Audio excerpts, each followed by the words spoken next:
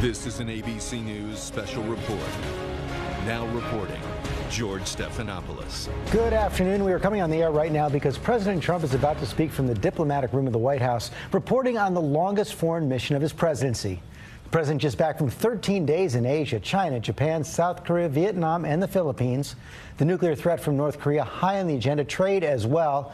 The president also intervened with the Chinese president to secure the return home of 3 UCLA basketball players caught shoplifting in Beijing. You see the president right there. He returned late last night, said it was a good trip. He met with President Xi of China, President Putin of Russia, also President Duterte of the Philippines. The president promised a major statement on his return back, expected to cover, as I said, North Korea and trade and the economic agenda. And the president's heading into the diplomatic room right now. Thank you very much. Last night, I returned from a historic 12-day trip to Asia. This journey took us to 5 nations to meet with dozens of foreign leaders, participate in 3 formal state visits, and attend 3 key regional summits. It was the longest visit to the region by an American president in more than a quarter of a century.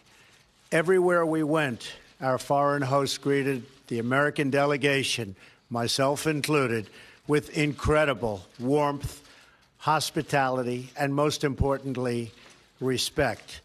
And this great respect showed very well our country is further evidence that America's renewed confidence and standing in the world has never been stronger than it is right now. When we are confident in ourselves, our strength, our flag, our history, our values, other nations are confident in us. And when we treat our citizens with the respect they deserve, other countries treat America with the respect that our country so richly deserves. During our travels, this is exactly what the world saw: a strong, proud, and confident America. Today, I want to update the American people on the tremendous success of this trip and the progress we've made to advance American security and prosperity throughout the year. When I came into office, our country was faced with a series of growing dangers. These threats included rogue regimes pursuing deadly weapons, foreign powers challenging America's influence, the spread of the murderous terror group ISIS, and years of unfair trade practices that had dangerously depleted our manufacturing base and wiped out millions and millions of middle-class jobs. The challenges were inherited, and these products really showed what previous mistakes were made over many years and even decades by other administrations. Some of these mistakes were born of indifference and neglect, others from naive thinking and misguided judgment. In some cases, the negative influence of partisan politics and special interests was to blame. But the one common thread behind all of these problems was a failure to protect and promote the interests of the American people and American workers. Upon my inauguration, I pledged that we would rebuild America, restore its economic strength, and defend its national security. With this goal in mind, I vowed that we would reaffirm old alliances and form new friendships in pursuit of shared goals. Above all, I swore that in every decision, with every action, I would put the best interests of the American people first. Over the past 10 months, traveling across the globe and meeting with world leaders, that is exactly what I have done. Earlier this year in Saudi Arabia, I spoke to the leaders of more than 50 Arab and Muslim nations about our strategy to defeat terrorists by stripping them of financing, territory, and ideological support. And I urge the leaders to drive out the terrorists and extremists from their societies. Since that time, we have dealt ISIS one crushing defeat after another. In Israel, I reaffirmed the unbreakable bond between America and the Jewish state, and I met with leaders of the Palestinian Authority and initiated an effort to facilitate lasting peace between the Israelis and the Palestinians. In Brussels, I urged our NATO allies to do more to strengthen our crucial alliance and set the stage for significant increases in member contributions. Billions and billions of dollars are pouring in because of that initiative. NATO, believe me, is very happy with Donald Trump and what I did. In Warsaw, I declared to the world America's resolve to preserve and protect Western civilization and the values we hold so dear. In Rome, Sicily, Hamburg, and Paris, I strengthened our friendships with key allies to promote our shared interests of security and prosperity.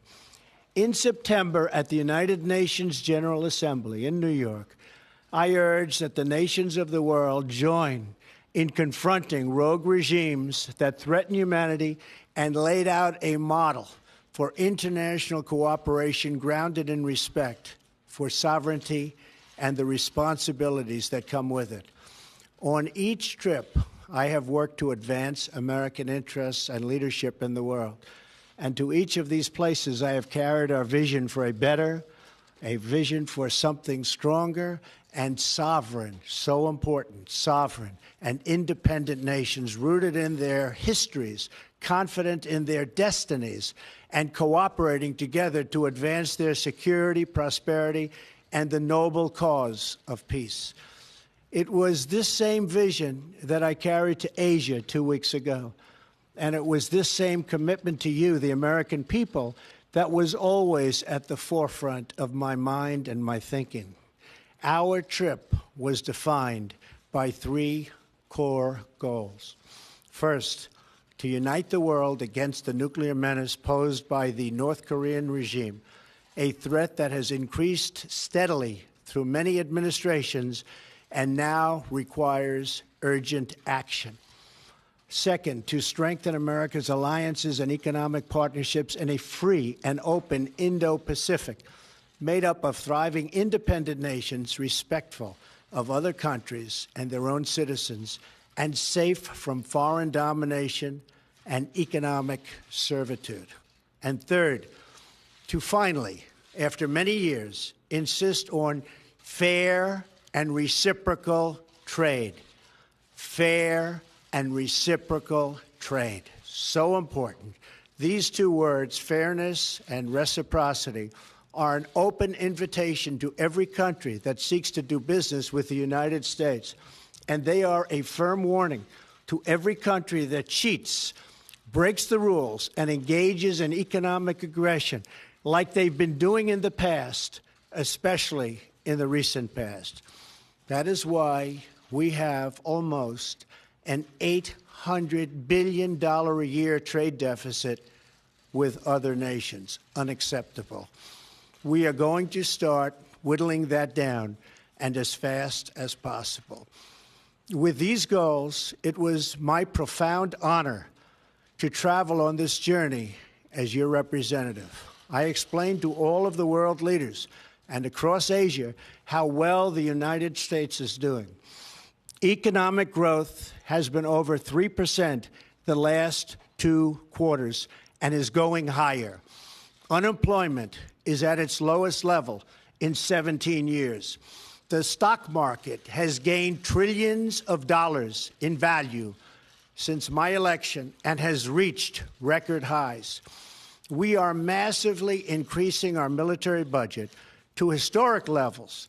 The House has just passed a nearly $700 billion defense package, and it could not come at a better time for our nation.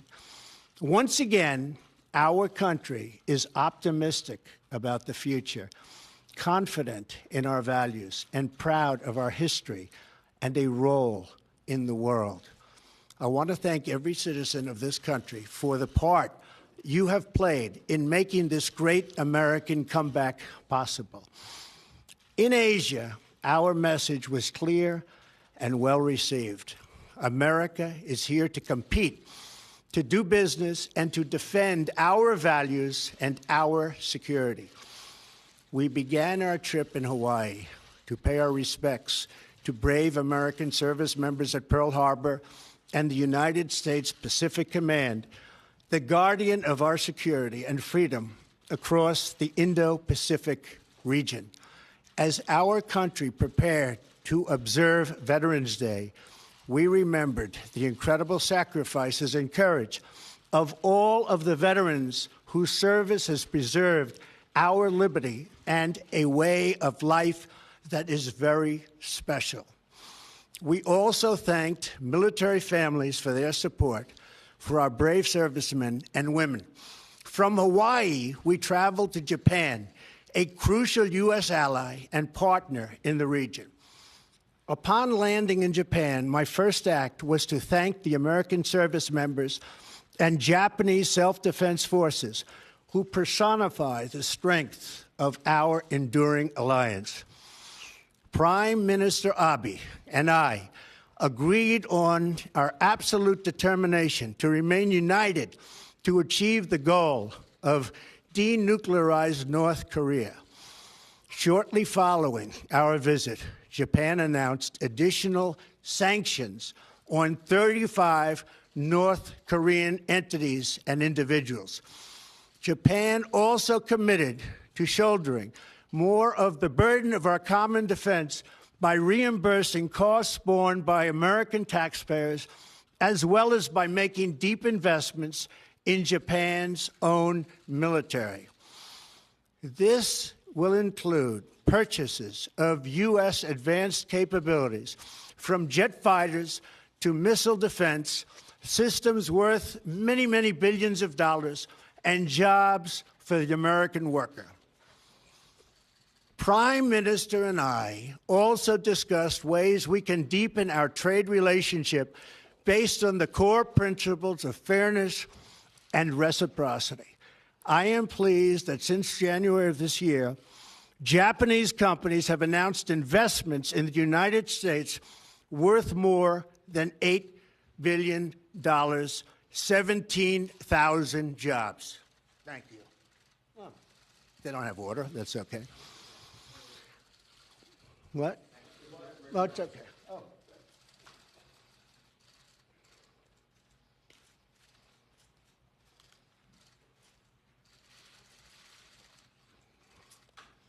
Japanese manufacturers, Toyota and Mazda, announced that they will be opening a new plant in the United States that will create 4,000 jobs.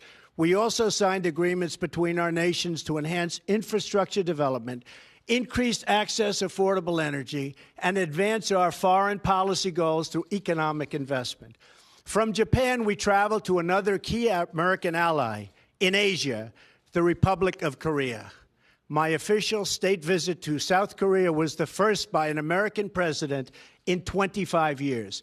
Speaking before the National Assembly of the Republic of Korea, I spoke the truth about the evil crimes of the North Korean regime, and I made clear that we will not allow this twisted dictatorship to hold the world hostage to nuclear blackmail. I called on every nation, including China and Russia, to unite in isolating the North Korean regime, cutting off all ties of trade and commerce until it stops its dangerous provocation on, and this is the whole key to what we're doing, on denuclearization. We have to denuclearize North Korea. We have ended the failed strategy of strategic patience, and as a result, we have already seen important progress, including tough new sanctions from the UN Council. We have a Security Council that has been with us and just about with us from the beginning. South Korea agreed to harmonize sanctions and joined the United States in sanctioning additional rogue actors whose funds have helped North Korea and North Korea's nuclear and ballistic missile programs. It's unacceptable to us. The United States welcomed the decision of President Moon to remove the payload restrictions on missiles to combat the North Korean threat. And together we reaffirmed our commitment to a campaign of maximum pressure. Like Japan, South Korea is increasing its defense contributions. During our meetings, President Moon acknowledged his desire for equitable cost sharing for the United States military forces stationed in South Korea. And I visited soldiers at Camp Humphreys, a brand new joint American-South Korean base, paid for almost entirely by the South Korean government. At that base, I discussed with the United States and South Korean military leaders both military options and readiness to respond to North Korean provocation or offensive actions. During our visit, President Moon and I also discussed America's commitment to reducing our trade deficit with South Korea. At my discretion and direction, we are currently renegotiating the disastrous U.S.-Korea trade agreement signed under the previous administration. It has been a disaster for the United States. Last week, 42 South Korean companies announced their intent to invest in projects worth more than $17 billion in the United States, and 24 companies announced plans to purchase $58 billion in American goods and services. From South Korea, Melania and I traveled to China, where, as in Japan and South Korea, we were greatly honored by the splendor of our reception.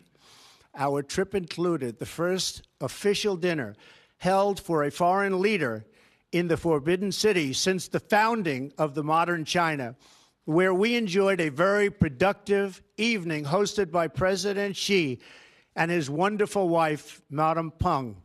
During our visit, President Xi pledged to faithfully implement United Nations Security Council resolutions on North Korea and to use his great economic influence over the regime to achieve our common goal of a denuclearized Korean peninsula.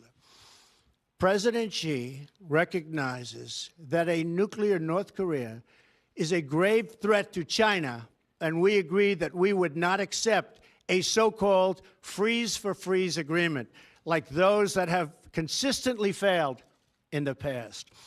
We made that time is running out, and we made it clear, and all options remain on the table. I also had a very candid conversation with President Xi about the need to reduce our staggering trade deficit with China and for our trading relationship to be conducted on a truly fair and equitable basis. We can no longer tolerate unfair trading practices that steal American jobs, wealth, and intellectual property. The days of the United States being taken advantage of are over. In China, we also announced $250 billion worth in trade investment deals that will create jobs in the United States. From China, I flew to the city of Da Nang in Vietnam to attend the leaders' meeting for APEC, Asia-Pacific Economic Cooperation. There, I spoke to a major gathering of business leaders where I reminded the world of America's historic role in the Pacific as a force for freedom and for peace. Standing on this proud history, I offered our vision for robust trading relationships in which Indo-Pacific nations can all prosper and grow together. I announced that the United States is ready to make bilateral trade deals with any nation in the region that wants to be our partner in fair and reciprocal trade. We will never again turn a blind eye to trading abuses, to cheating, economic aggression, or anything else from countries that profess a belief in open trade but do not follow the rules or live by its principles themselves. No international trading organization can function if members are allowed to exploit the openness of others for unfair economic gain. Trade abuses harm the United States and its workers, but no more. No more. We will take every trade action necessary to achieve the fair and reciprocal treatment that the United States has offered to the rest of the world for decades. My message has resonated. The 21 APEC leaders, for the first time ever, recognized the importance of fair and reciprocal trade, recognized the need to address unfair trade practices, and acknowledged that the WTO is in strong need of reform. These leaders also noted that countries must do a better job following the rules to which they agree. I also made very clear that the United States will promote a free and open Indo-Pacific in which nations enjoy the independence and respect they deserve. In Vietnam, during a state visit in Hanoi, I also met with President Quan and Prime Minister Phuc to discuss the growing friendship between our countries. Our Vietnamese partners are taking new actions to enforce sanctions on North Korea. In addition, we committed to expand trade and investment between our countries, and we pledged to address the imbalances. I am particularly pleased that the United States and Vietnam recently announced $12 billion in commercial agreements, which will include $10 billion in U.S. content. Finally, I visited the Philippines, where I met with numerous world leaders at the U.S., ASEAN, and East Asia summits. At ASEAN, the Association of Southeast Asian Nations, we made it clear that no one owns the ocean. Freedom of navigation and overflight are critical to the security and prosperity of all nations. I also met with the prime ministers of India, Australia, and Japan to discuss our shared commitment to a free and open Indo-Pacific. During our visit, President Duterte of the Philippines thanked the American people and our armed forces for supporting the recent liberation of Marawi from ISIS. We pledged to strengthen and deepen our long-standing alliance. At the East Asia Summit, the United States negotiated and signed 4 important leader statements on the use of chemical weapons, money laundering, poverty alleviation, and countering terrorist propaganda and financing. And crucially, at both summits and throughout the trip, we asked all nations to support our campaign of maximum pressure for North Korean denuclearization. And they are responding by cutting trade with North Korea, restricting financial ties to the regime, and expelling North Korean diplomats and workers. Over the last 2 weeks, we have made historic strides in reasserting American leadership, restoring American security, and reawakening American confidence. Everywhere we went, I reaffirmed our vision for cooperation between proud, independent, and sovereign countries. And I made clear that the United States will be a reliable friend, a strong partner, and a powerful advocate for its own citizens. The momentum from our trip will launch us on our continued effort to accomplish the 3 core objectives I outlined: to unite the world against North Korean nuclear threat, to promote a free and open Indo-Pacific region, and to advance fair and reciprocal economic relations with our trading partners and allies in the region. We have established a new framework for trade that will ensure reciprocity through enforcement actions, reform of international organizations, and new fair trade deals that benefit the United States and our partners. And we have laid out a pathway toward peace and security in our world where sovereign nations can thrive, flourish, and prosper side by side. This is our beautiful vision for the future. This is a future where this vision, this dream, is only possible if America is strong, proud, and free. As long as we are true to ourselves, faithful to our founding, and loyal to our citizens, then there is no task too great, no dream too large, no goal beyond our reach. My fellow citizens, America is back, and the future has never looked brighter. Thank you. God bless you, and God bless the United States of America. Thank you very much. Thank you. Thank you all. Should Roy Moore resign, Mr. President?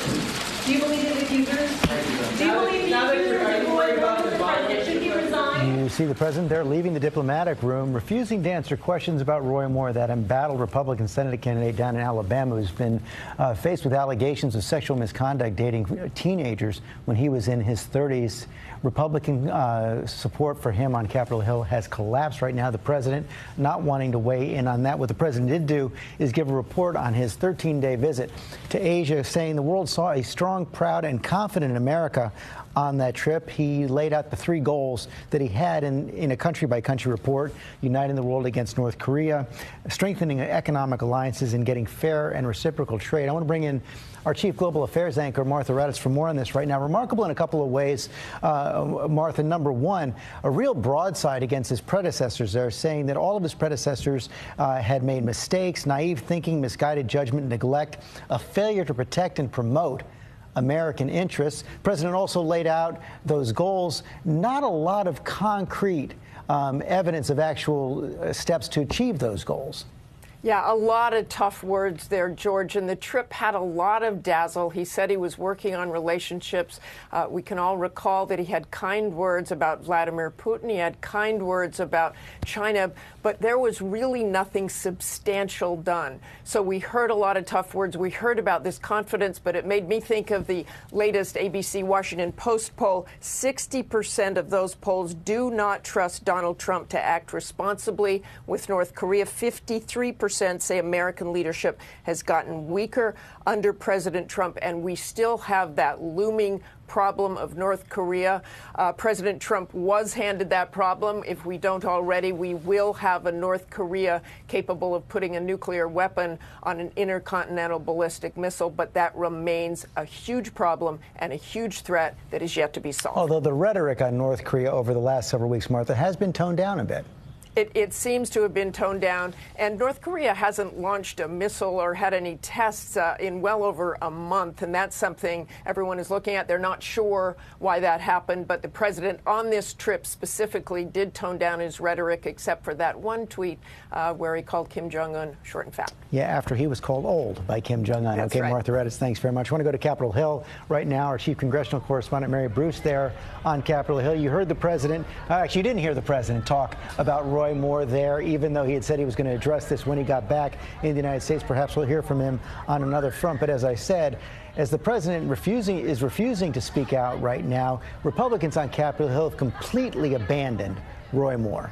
Yeah, George, and it's pretty remarkable to think that right now we still don't know where the president stands exactly. In his absence, we have seen a wave of Republican leaders coming out now saying that they believe that Roy Moore should drop out of the race, that the allegations in and of themselves are disqualifying. But does the president agree with them? That still remains to be the big question. And it's worth a reminder that the president taking a position on this, if he does agree with Republican leaders, is not without risk, because right now it does not look like Roy Moore is going anywhere. He has been defiant. Would he agree? Would he comply with the president were he to call for him to drop out? Just a short while ago, George, Roy Moore tweeted, and I quote, "We will not quit." Yeah, Roy Moore says he is staying in no matter what. The election is set for December 12th. Some new polls now coming out showing for the first time that perhaps the Democrat Doug Jones is leading in that race. A long way to go there.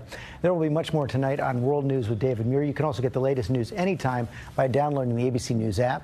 I'll see you tomorrow on GMA. This has been a special report from ABC News. Hey guys, I'm Amna Nawaz here, continuing coverage of President Trump's remarks delivered in the diplomatic room there at the White House. You just saw, fresh off his trip, 13 days abroad across Asia. We're going to break down a little bit of what he talked about. I want to bring in my colleague Rick Klein, ABC's political director, who was watching from down in D.C. Rick, this was a huge trip for the president, a lot of key meetings, key conversations, also a big delivery to come back and present that report card to the American people. How do you think he did? I think the report card was the biggest deliverable of the trip. This seemed like an attempt by the president to recap not just the last 2 weeks, but also the first 9 or 10 months of his administration, kind of a greatest hits tour of the world about his accomplishments. There wasn't much that was accomplished on this trip, so I think the words actually are important here, and the president's casting of it, it's almost like an internal pep talk about how this foreign trip progressed for him. And just in terms of the delivery there as well, we can talk a lot about the president. Some people have been saying he seems more presidential. He was holding himself back on Twitter a little bit on the trip, although that changed towards the end. But what do you think about how he came across in that press conference? Well, he came across as thirsty. I think that probably the most memorable part of this will be his reaching for the water bottle a couple of times, reminiscent of the Marco Rubio moment after a State of the Union a couple of years ago. But short of that, not a lot of headlines that were delivered in this. Again, I think it was just more of a recap than anything else. And unfortunately, in today's world, there's a tweet for everything. He even tweeted about Marco Rubio's statement back in February of 2013, saying it was not a good move. I want to go over to Capitol Hill now. Our colleague Mary Bruce, senior congressional correspondent, was watching as well, listening to what the president had to say. Mary, we were waiting to see if the president would answer any of these questions about Roy Moore. You talked a little bit about this on the network special. He ignored questions overseas. He ignored questions today.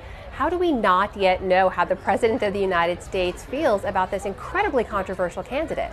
I wish we had an answer for that, Amna, but like is so often the case with some of these White House events, what's most interesting sometimes is what is not said. Look, we know that from some of the statements that we've seen from the White House, from some of his top aides, that they have said, if true, if these allegations are true, that they would be deeply disturbing, that Roy Moore would then have to consider perhaps dropping out of the race. But it's that if true, those two words that remain the big question here. While many Republicans on Capitol Hill started along that same line in the last 24, 48 hours, you've seen a complete turn. They are saying now, both Mitch McConnell, House Speaker Paul Ryan, that Roy Moore should drop out immediately, that the allegations in and of themselves are disqualifying. But the big question remains, does the president agree? Does he back Republican leaders?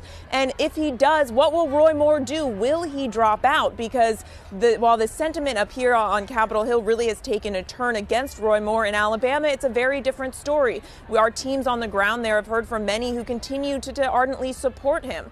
This presents a big problem for Republicans. They're in a pickle on this one. There is no question. This is a key Senate seat. They don't want to lose it, but they also clearly do not stand by Roy Moore or what he's been accused of. Now, the options, there are many. None of them are particularly great for Republicans. You've seen Mitch McConnell and others suggest that maybe they could back a write-in candidate. Perhaps even the current Attorney General Jeff Sessions might be the right person for that. Of course, this is to fill the seat that he vacated to become the Attorney General. But look, he's got the name recognition. He's popular in Alabama. He's certainly someone who could perhaps come in and work as a write-in. But again, it doesn't look like Roy Moore's going anywhere. So what do you do then? And if Roy Moore does win, if he is elected, there is the possibility that Republicans up here could move to essentially kick him out after he's been elected. Even Mitch McConnell admits that would be pretty historic. Yeah, some unprecedented potential steps ahead there. Mary Bruce live on Capitol Hill. Thanks, Mary. Also down in D.C., Martha Raddatz, ABC's chief global affairs anchor, joins us, was watching the president's remarks from the White House. And Martha, for all the tough talk the president has run on before he became president, has talked about since taking office at the White House, it didn't look like he got very confrontational once he actually got down in front of these leaders in Asia. Boy, he sure didn't. I mean, we all think of those comments with China's president saying, it's not your fault, China. Sorry about the trade imbalance, but it's not your fault. We understand.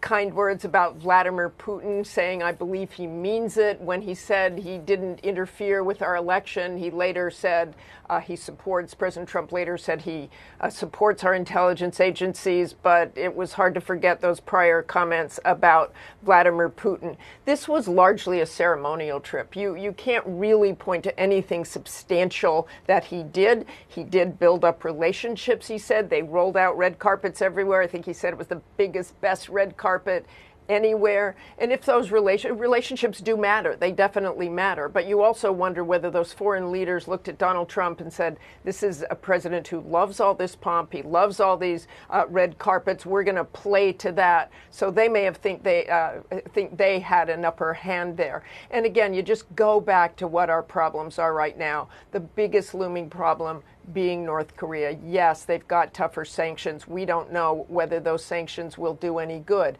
We do know that China could do a lot more to push North Korea. They are sending a diplomat over in a couple of days, a high-ranking official from China to go into North Korea. We'll see if anything comes of that.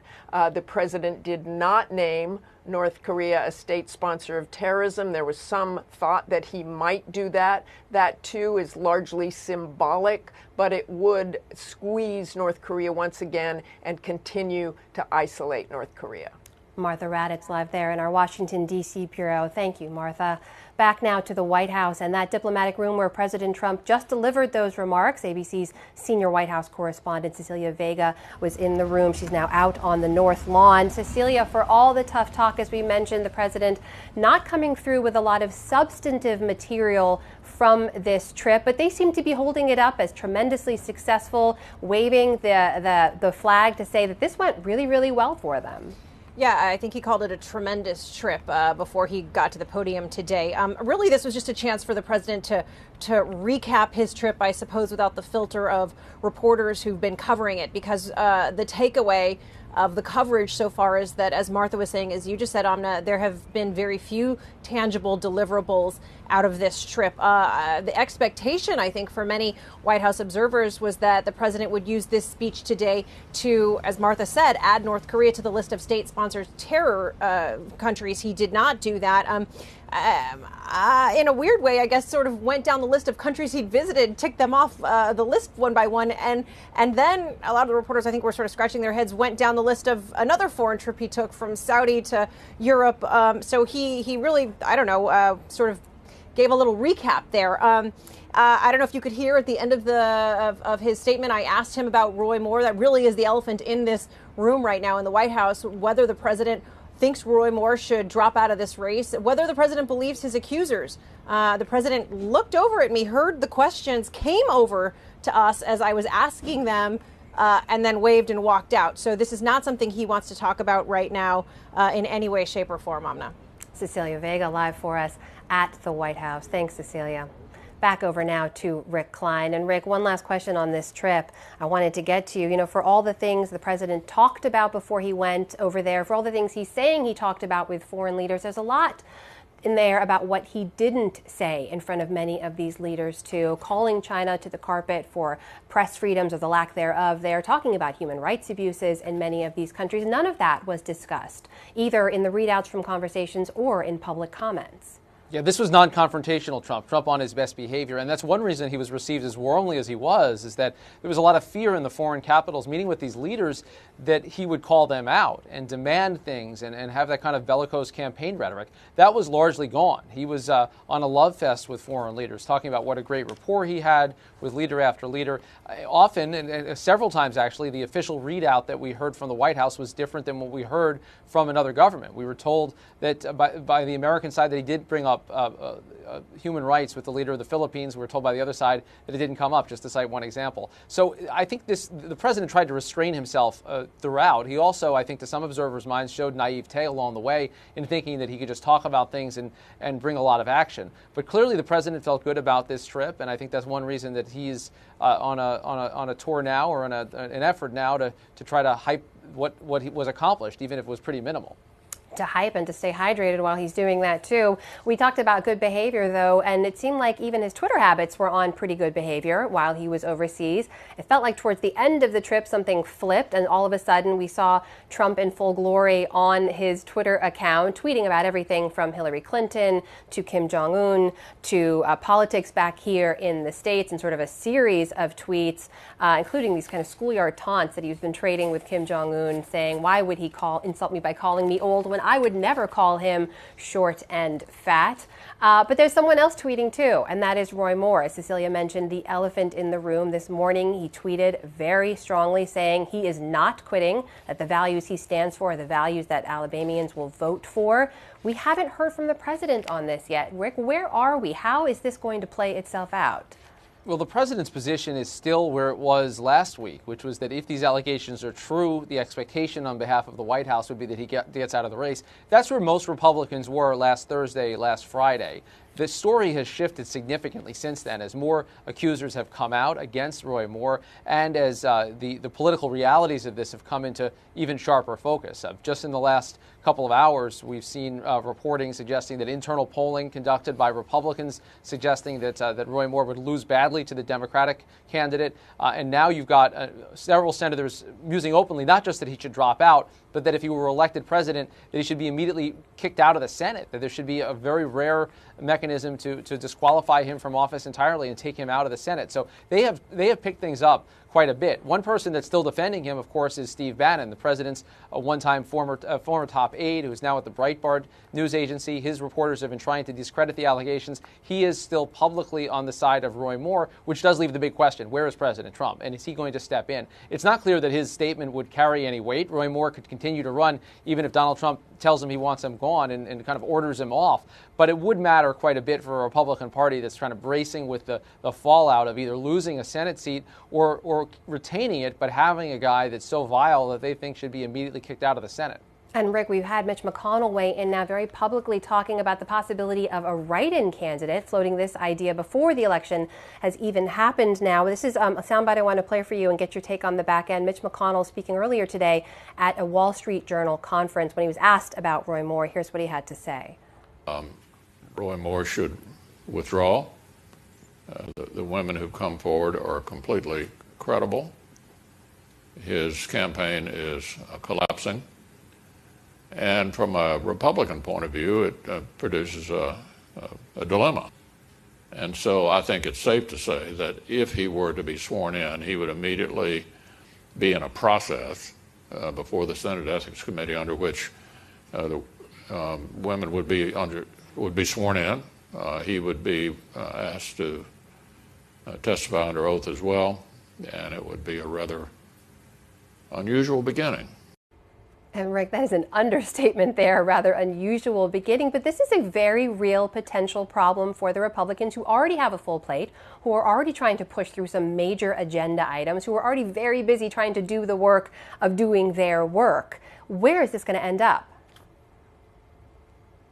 Margin could make it just that much tighter. The Democrat winning in Alabama and holding that seat at least through 2020 would be a huge blow to Republican efforts to retain the Senate and retain some kind of control over that body in the coming weeks. It should be noted that people like Mitch McConnell worked against Roy Moore during the primary. So did President Trump, actually. The whole Republican establishment was lined up against him. So the collective weight isn't going to necessarily change Roy Moore's mind. But this raises another interesting possibility, because the name that Mitch McConnell and other top Republicans are talking about as that potential write-in candidate, Jeff Sessions, the embattled Trump Attorney General.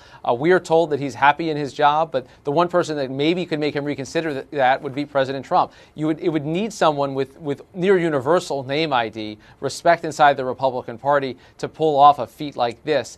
Presumably he'd have to resign as Attorney General before getting involved in politics, so you're giving something pretty big up with the prospect of potentially winning that seat and holding it for Republicans. So that remains one of the wild cards out there. But I'll tell you, none of the scenarios that the Republicans are outlining now, up to and including just disqualifying Moore from holding the Republican banner, none of them are particularly pretty. Right now, Roy Moore's name is on the ballots. They've already been printed. They've been mailed out to many thousands of residents of Alabama. The election's really already begun.